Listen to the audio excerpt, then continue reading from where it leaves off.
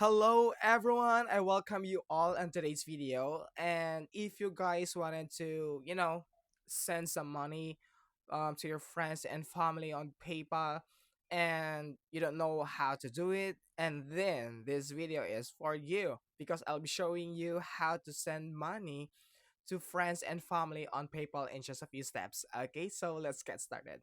So what we're gonna do, guys, is we need to go to our PayPal. Okay, and log in your account, and next thing you need to do is go to send and request. You can see it on the top, okay, on this website. And you can search the recipient, guys, their username or their email. Okay, I'm gonna send some money to Ken, and you need to enter the amount that you'll be sending to him or to your friends or and family. Let's say allowance, okay, and just had to hit this send button, okay,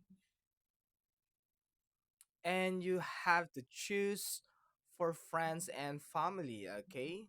Just hit continue button, and here, guys, okay, you will see here that there is no PayPal fee here, and they will receive the amount, guys, that you'll be sending in just a seconds, okay.